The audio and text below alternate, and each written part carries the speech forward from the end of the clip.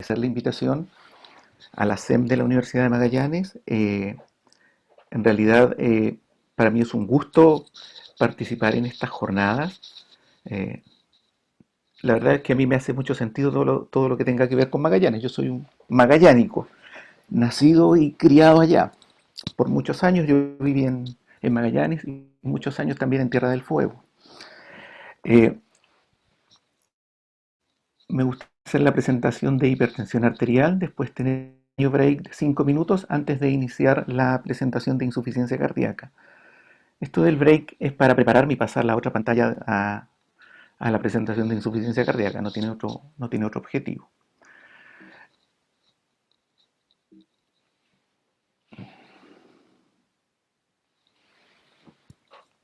El tema es manejo y tratamiento de la hipertensión arterial.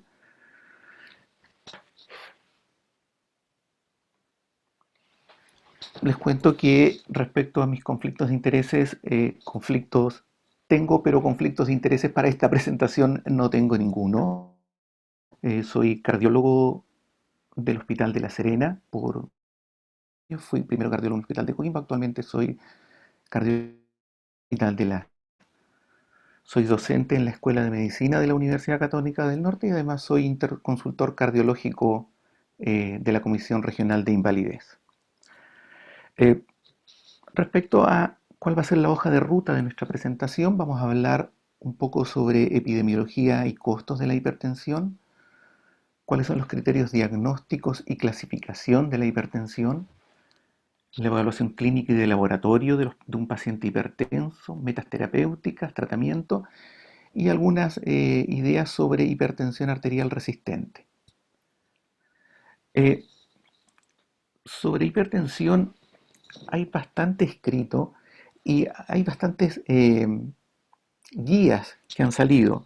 Están las guías de la Sociedad Chilena de Hipertensión, que son del 2010, y unas nuevas guías que salieron en el 2018. Están las guías del AJA, la Sociedad Española de Oncología, y las guías de hipertensión, la Sociedad Interamericana, perdón, las guías mundiales de hipertensión arterial que salieron en marzo del 2000. Y la verdad es que frente a tanta información uno se abruma. Todas buscan lo mismo, buscan mejorar la salud cardiovascular, pero de repente se olvidan de que los que las tenemos que aplicar somos el personal de la salud que las tenemos que aplicar. eh, Redamos con tanta clasificación, un milímetro menos, y se nos pierde lo esencial. La idea de mi presentación es simplificar estos conceptos. El problema que uno corre cuando simplifica todo es que de repente deja cosas importantes, y por lo que les pediría que si de repente hay alguna duda de algo esencial que yo hubiese involucrado por intentar simplificar la presentación, no lo hubiese mencionado. Eh, Me gustan mucho las guías que salieron en el 2020 sobre la Sociedad Internacional de Hipertensión. Logra clasificar y dar pistas sobre lo que es el que uno debe manejar y aquello que es deseable. ¿Ya? Bueno, comencemos.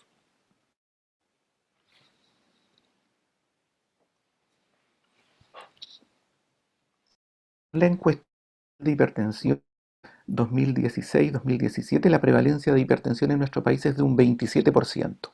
¿Ya? Eh, Aquí no existe diferencias por grupos, afecta a hombres y a mujeres, es más frecuente conforme aumenta la edad. De 65 años afecta más o menos al 73% de la población. De 80% de la población. A menor escolaridad, mayor prevalencia de hipertensión arterial y es más prevalente en las zonas rurales. Eh, Más o menos un porcentaje alto de la población no conoce su condición de hipertenso. De los que la conocen, el 60% se trata, pero solamente un 33% tienen la presión arterial controlada. En la encuesta nacional 2009-2010 era un 17%, de modo que había una mejoría en esto. Y también a nivel mundial nos ubicamos en una buena posición de de pacientes que se están tratando la hipertensión arterial y que la tienen controlada. Eh, la hipertensión arterial tiene altos costos principalmente por los efectos de la hipertensión arterial no controlada. Da cuenta del 56% de la enfermedad isquémica, el 56% de la enfermedad cerebrovascular y el 55% de la renal crónica. En Chile los costos por hipertensión en el 2015 eran de 28 millones de dólares, ¿ah? Fundamentalmente dados por los costos de la coronaria y enfermedad vascular cerebral.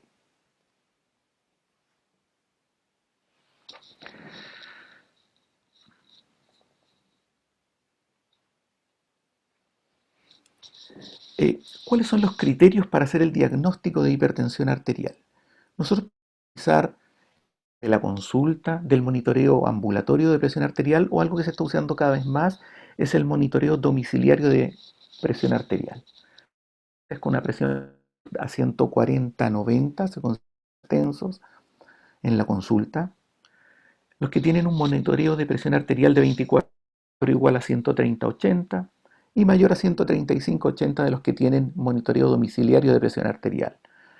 Ya estoy entrando nuevamente en lo que les dije que uno iba a tratar de no caer, de darles muchos números porque finalmente uno termina enredándose.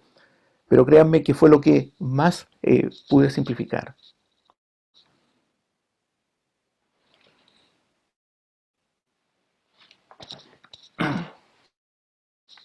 Eh,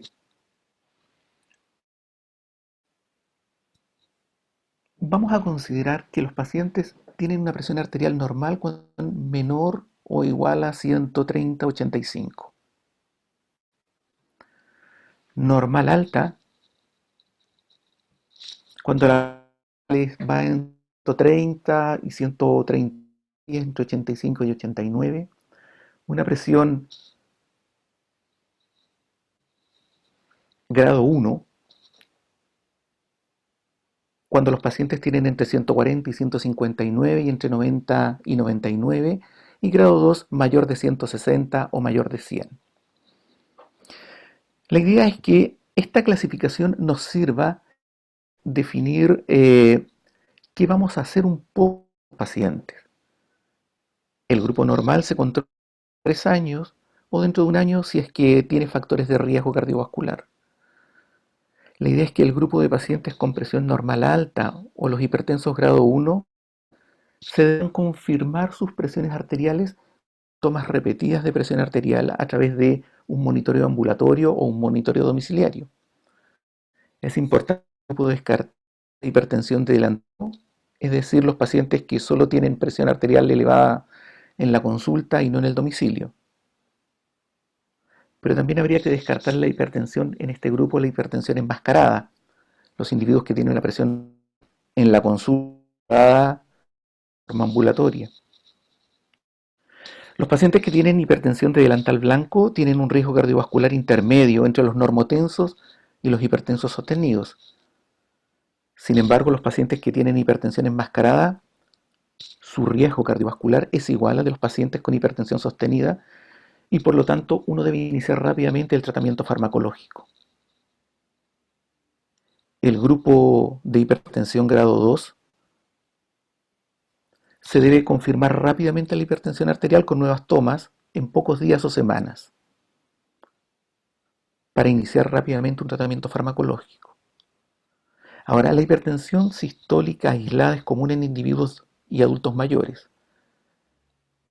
El grupo con presión arterial normal alta se beneficia de un tratamiento, perdón, es, la hipertensión sistólica aislada va a ser más común en jóvenes y en ancianos. Ahora, el grupo de pacientes de hipertensión normal alto se beneficia de un tratamiento con modificación del estilo de vida. Y si este grupo tiene uno o más factores de riesgo, deberíamos iniciar rápidamente el tratamiento farmacológico.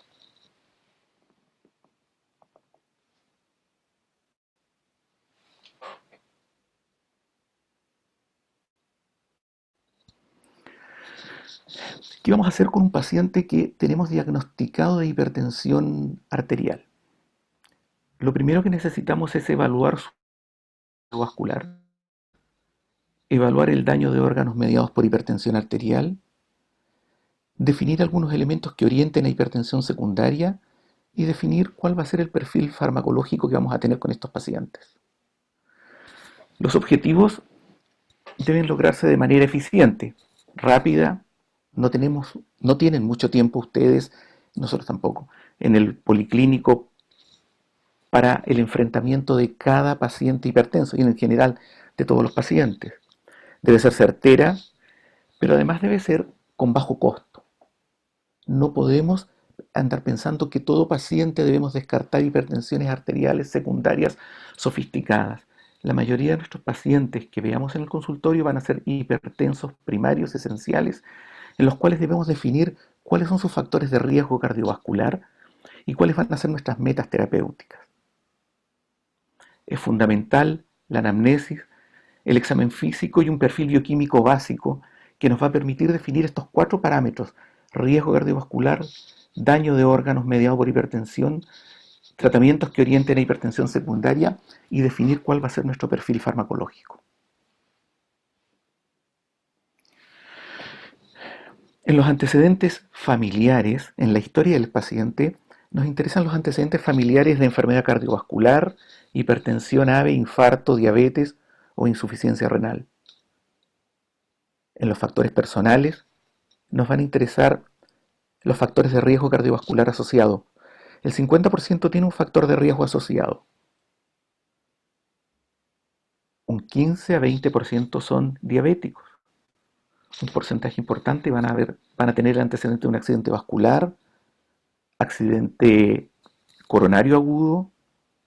Nos importa definir cuál es el grado de ingesta de alcohol, los fármacos que ha utilizado previamente. Si ha utilizado fármacos antihipertensivos previos y le ha ido bien con ellos, deberíamos, si no hay contraindicación, mantener los que ha usado, y si por algún motivo los discontinuó, averiguar cuál fue el motivo que los discontinuó, porque eso nos va a ayudar en la adherencia a la terapia.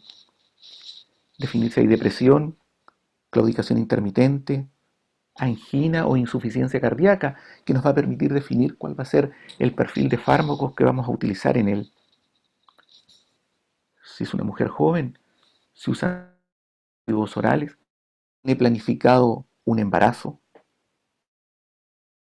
y la actividad física que desarrolla el paciente. Si hay algunos síntomas que nos puedan orientar a una enfermedad, a una hipertensión secundaria, rash facial en un feocromocitoma, o crisis de hipertensión con rash facial o acompañados de edema pulmonar, que también nos podría llevar a un cromocitoma.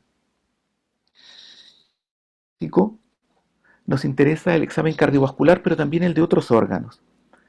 En el examen cardiovascular nos interesa saber si el paciente está con fibrilación auricular o no. Hoy en día la presencia de fibrilación auricular en hipertensos es un factor considerado de riesgo y de cardiopatía hipertensiva. Son simétricos, pensando en una coartación aórtica. No debería haber una diferencia mayor de milímetros de presión arterial entre un brazo y otro. Si hay soplos abdominales, sobre todo periumbilicales, pudieran orientar en una hipertensión renovascular, sobre todo en pacientes ancianos. Pulsos periféricos, sobre todo en pacientes diabéticos, fumadores, y evaluar si hay claudicación intermitente, pensando en algunos fármacos que pudieran estar contraindicados, por lo menos en forma relativa, como son los beta bloqueadores en pacientes con claudicación intermitente. Y de otros órganos, ¿qué nos interesa evaluar? El cuello, en aquellos que tienen una circunferencia cervical mayor de 40 centímetros, nos interesa descartar un SAOS, que es una constante de hipertensión arterial secundaria. Nos interesa conocer la circunferencia abdominal, que es normal en hombres menor de centímetros o en mujeres menor de 88 centímetros. La presencia de estrías abdominales, pensando en un síndrome de Cushing. Y del laboratorio, ¿qué nos interesa del laboratorio? Es un laboratorio básico, un laboratorio sofisticado el que pedimos, para ver si hay compromiso renal, pero también para ver qué fármaco, por ejemplo, inhibidores de la enzima de conversión o antagonistas de los receptores de angiotensina. Evaluar si hay hipocalemia, pensar sería como un hiperaldosteronismo. Hipocalemia que se hace más, tiene más sentido si los pacientes están usando un IECA o un antialdosterónico, pensando en un hiperaldosteronismo primario. Nos interesa conocer el perfil lipídico, los niveles de ácido úrico. El 25% de los pacientes hipertensos tienen hiperuricemia y no podría limitar el uso de un diurético como las tiazidas. El hemograma para descartar una poliglobulia, por ejemplo. El electrocardiograma nos va a servir para definir si es que existe hipertrofia ventricular izquierda. Los criterios que más nos ayudan en este caso son los criterios de Sokolov. Es bastante específico el electrocardiograma para hacer el diagnóstico de hipertrofia, pero poco sensible. Otros elementos nos podrían servir para ayudar para diagnosticar la presencia de una fibrilación auricular o la presencia de isquemia miocárdica. Y algunos otros exámenes adicionales para confirmar el daño de órganos blancos, como un ecocardiograma Doppler. Mucho se ha discutido respecto a si a todos los pacientes con hipertensión arterial deberíamos pedirle un ecocardiograma Doppler. En realidad deberíamos solicitarlo en aquellos hipertensos tengamos evidencias en el electrocardiograma de una cardiopatía hipertensiva. Es un examen caro y por lo tanto que no está muy difundido, o sea, que tendría costos elevados si lo implantáramos como norma a nivel de la atención primaria. Enfermedad carotidia en pacientes que tienen soplos cervicales, una ecografía abdominal para descartar renal o un Doppler de arterias renales pensando en una estenosis de arteria renal. El TAC de cerebro en caso de pacientes con secuelas de un accidente vascular o para diagnóstico diferencial de demencias.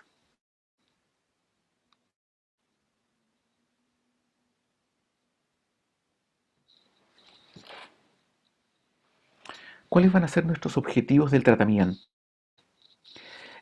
Modificar el primero es modificar el estilo de vida. El segundo es iniciar una terapia farmacológica cuando así esté indicado. Y finalmente es lograr una adherencia al tratamiento. La primera línea en el manejo de todo hipertenso va a ser modificar el estilo de vida. Mostrado que previene y retarda la aparición de hipertensión arterial, reduce el riesgo cardiovascular y mejora el efecto del tratamiento antihipertensivo.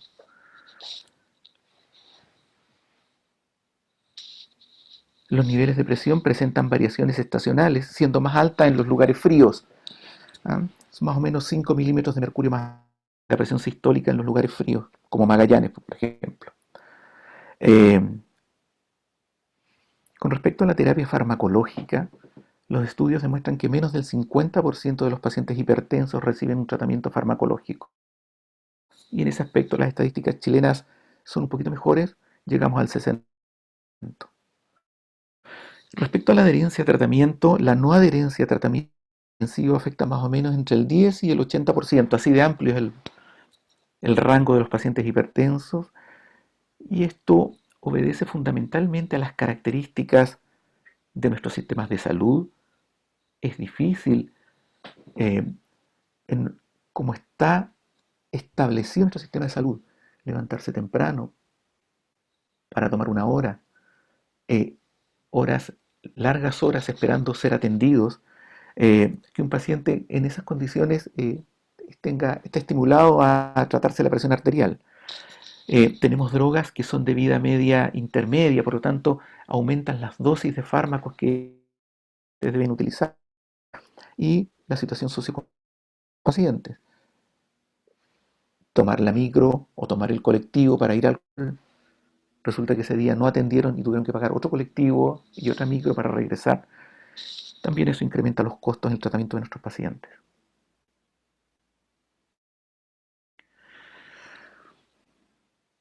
¿Qué nos interesa en la modificación del estilo de vida? Uno de ellos es la ingesta de sal, es uno de los pilares. El segundo es la dieta y el tercero yo les diría que es el consumo de alcohol. Los estudios demuestran una estrecha relación entre la ingesta de sal y los niveles de presión arterial y se recomienda no más allá de 5 gramos de sal al día. Evitar los alimentos que tienen mucha sal. Hoy en día están muy de moda la salsa de soya, eso es una bomba de sal, las comidas rápidas y los alimentos procesados. Es favorecer la dieta DASH. El problema de la dieta DASH es que es cara, ¿ya? Eh, Está constituida fundamentalmente por grano integral, frutas, vegetales, las frutas y los vegetales en Punta Arenas, grasas saturadas, ricos en azúcares, y favorecer alimentos ricos en magnesio y en potasio. Perdón, en magnesio, calcio y potasio.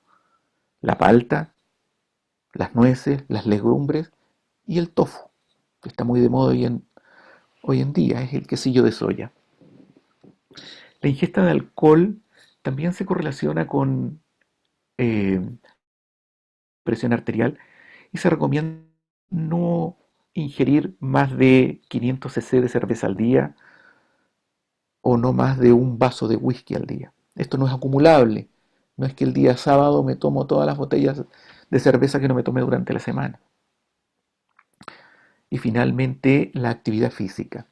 No es recomendable, a ver, primero hablemos de lo que es recomendable. Es recomendable iniciar la actividad física con los niveles de presión controlados, aproximadamente 3 veces a la semana y una duración de 30 minutos.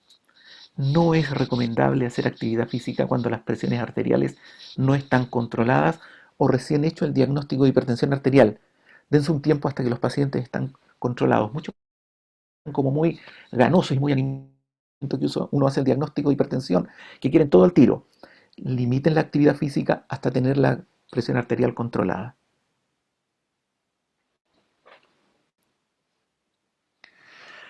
¿Qué hacemos con los hipertensos?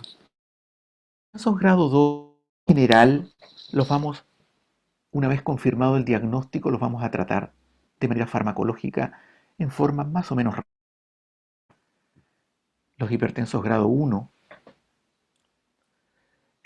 vamos a iniciar la terapia farmacológica en aquellos que son de alto riesgo. En los que no son de alto riesgo, que tienen un riesgo elevado o bajo,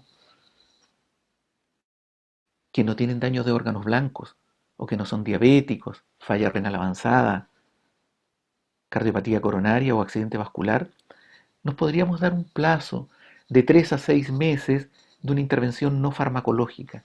Y si esto no es efectivo, bueno, deberíamos iniciar la terapia farmacológica. Este cuadro, que lo encontré muy interesante y bastante eh, aterrizado y práctico de el enfrentamiento del paciente hipertenso y cuándo iniciar el tratamiento antihipertensivo, se basa en lo siguiente. Tiene en las columnas los niveles de presión y aquí tiene la presencia de factores de riesgo de órganos blancos. ¿Ya? Aquellos pacientes que tienen órgano blanco, una insuficiencia renal, diabetes o accidente cerebrovascular, se consideran en cualquier nivel de presión arterial y todos deberían empezar rápidamente la terapia antihipertensiva. Los que se encuentran con una presión arterial mayor de 160-100 en general también son considerados de alto riesgo y deberían comenzar rápidamente una terapia antihipertensiva. Aquí hay una zona que es también clara, que son aquellos que tienen la presión arterial normal o una hipertensión grado 1 y no tienen factores de riesgo. Uno podría intentar solo con modificación del estilo de vida y una terapia no farmacológica controlar la presión arterial. Si no logramos controlar la hipertensión en un periodo de 3 a 6 meses, podríamos empezar la terapia farmacológica. Y existe un grupo que son de riesgo moderado. Moderado lo va a dar la presencia de una edad mayor o igual a 65 años o el sexo masculino, que es el que los va haciendo subir de categoría para definir su riesgo moderado o alto. ¿Ya? Es una forma rápida y simple de enfrentar y definir cuál es el riesgo cardiovascular de nuestros pacientes para decidir el inicio de la terapia antihipertensiva.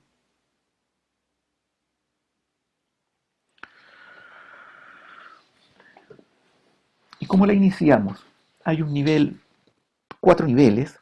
Hay un nivel 1 en la cual usamos una combinación de dos fármacos en bajas dosis. En general, la mayoría de nuestros pacientes hipertensos los vamos a tratar con dos fármacos, ¿ya? Pudiera ser un YECA o ARA2 o un calcio antagonista. Yo aquí les pido disculpas porque en las clases que yo les envié dice calcio antagonista no dihidropiridínico. Debería decir calcio antagonista dihidropiridínico en los 4 secciones de esta diapositiva.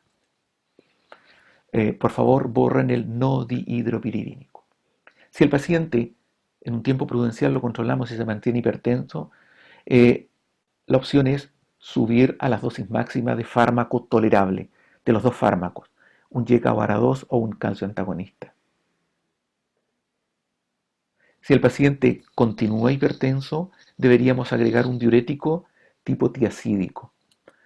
Respecto a los diuréticos tiacídicos, la hidroclorotiacida es de vida media intermedia, dura 12 horas.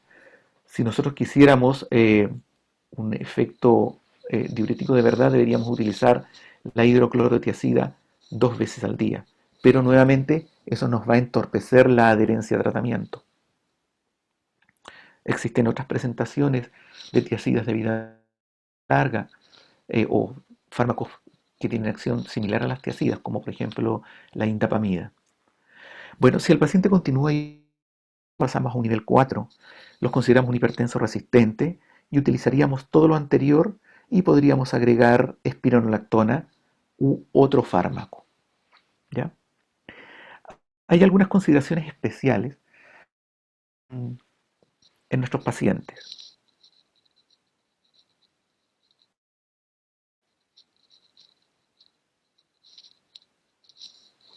Una de ellas es que si es un paciente grado 1 o más de 80 años o es muy frágil, vamos a iniciar con monoterapia. Hay que tener cuidado esto de la adherencia. Si iniciamos con doble terapia, un paciente frágil y hace una hipotensión, se va a alejar de nosotros para el tratamiento de hipertensión arterial. En los pacientes post-accidente vascular o mayores de 80 años, insuficiencia cardíaca, eh, podríamos partir con YECA o ARA2 y un diurético tipo tiacídico. En los pacientes que tienen insuficiencia cardíaca, angina, fibrilación auricular o son jóvenes, puede tener un rol utilizar bloqueadores en cualquier nivel, es decir, podríamos partir con ellos bloqueadores. En una mujer embarazada o que tiene planificado el uso de el embarazo, es planificado los IECA o los ARA2 y podríamos partir rápidamente con bloqueadores de canales de calcio. En pacientes con insuficiencia renal, con un 45 ml, deberíamos ser cuidadosos con los IECA, los ARA2 y la espironolactona.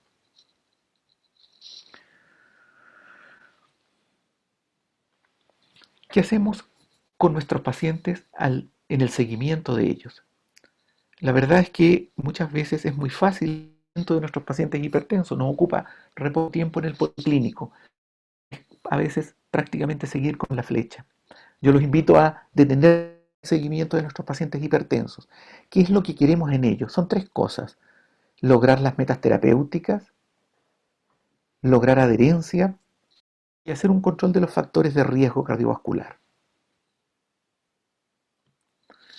¿Cuál es nuestra meta terapéutica? ¿Cuál es la meta terapéutica esencial? Bajar la presión en 20 con 10 milímetros de mercurio E idealmente que nuestros pacientes todos tengan menos de 140/90. En los menores de 65 años, menores de 130/80, pero mayor de 120/90. Y en los mayores de 65 años, menos de 140/90, cuanto lo que ellos toleren según su fragilidad. Hay un grupo especial de pacientes que son los pacientes diabéticos y los pacientes con insuficiencia. En insuficiencia renal, la hipertensión arterial es el principal factor de riesgo del daño renal. Idealmente una presión arterial menor de 130/80, ¿ya?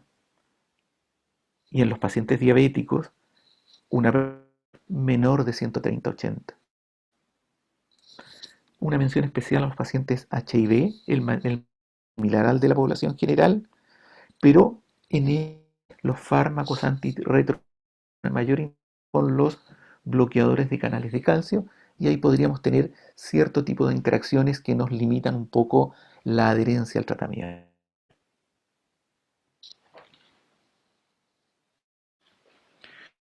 ¿Qué hacemos para mejorar la adherencia al tratamiento? Uno de ellos es reducir la polifarmacia. Idealmente fármacos que vayan a utilizarse para distintas patologías. Es decir, fármacos, si el paciente tiene además una insuficiencia cardíaca, utilicemos un fármaco que sirva para la hipertensión y la insuficiencia cardíaca. Idealmente dosis diarias sobre dosis múltiples, eso nos limita un poco en los servicios, en la atención pública, que nuestros pacientes en general, nuestros fármacos son de vida media intermedia, no duran 24 horas.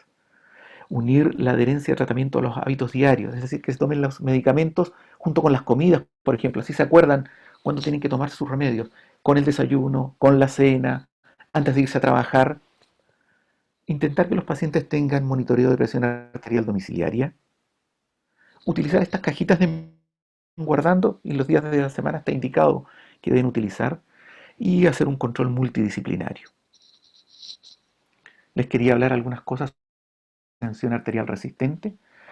Se considera como una hipertensión no controlada mayor de 140/90, pese al uso de 3 o más antihipertensivos, siendo uno de ellos un diurético, prescrito en dosis máximas toleradas. Más o menos el 12 a 18% de la población tiene una hipertensión secundaria. ¿Ya? ¿Cuál es el enfrentamiento? Lo primero es descartar la pseudohipertensión. Segundo caso, después de descartada, el 50% de los pacientes pseudohipertensos. Por lo tanto, deberíamos hacerles un holter de presión arterial, cartar hipertensión de delantal blanco, ¿ya? E idealmente un monitoreo de presión arterial en domicilio. Si ha descartado una pseudohipertensión, debemos descartar hipertensión arterial. En hipertensión arterial secundaria, el 60 a 70% son por apnea obstructiva del sueño. De tal modo que esto no es tan complicado. Un 7 a 20% tienen hiperaldosteronismo primario. Y el resto de las causas son mucho menos frecuentes. Y de hecho, las tablas de repente ni siquiera mencionan al feocromocitoma o al síndrome de Cushing para no desgastarse en exámenes de alto costo. ¿Ya? ¿Cuál debería ser nuestra conducta en estos pacientes? Bueno, los pacientes con hipertensión resistente en general suelen cursar con aumento de la volemia y con renina disminuida, de modo que al inicio del tratamiento uno debería nuevamente revisar el uso de los fármacos que está usando y ajustar las dosis de diuréticos, ¿ya? Y si no nos sirve la hidroclorotiazida o el paciente no está logrando una buena adherencia con la hidroclorotiazida, utilizar diuréticos de vida media más larga como la indapamida, la clortalidona o la torazonida, que tengo entendido que no hay en Chile. Eh, si a pesar de eso el paciente sigue hipertenso, podríamos añadir espironolactona o epleronona. El estudio PAS-2 se utilizó en pacientes con hipertensión arterial resistente. En ellos se utilizó espironolactona, doxazosina y bisoprolol. Y se observó que el grupo que estaba en tratamiento con espironolactona tuvo una mejor respuesta. Desde ese momento se definió que este iba a ser nuestro cuarto fármaco en el manejo de los pacientes con hipertensión arterial que fueran resistentes al tratamiento. La tercera opción en aquellos pacientes que tienen un tono adrenérgico aumentado es agregar un agente simpaticolítico, como por ejemplo un beta bloqueador, agonistas alfa centrales como la clonidina o bloqueadores de canales de calcio no dihidropiridínicos. Aquí sí es no dihidropiridínicos. Si el paciente se mantiene hipertenso y tiene una frecuencia menor de 70 por minuto, no podemos agregar simpaticolíticos, podríamos utilizar doxazosina.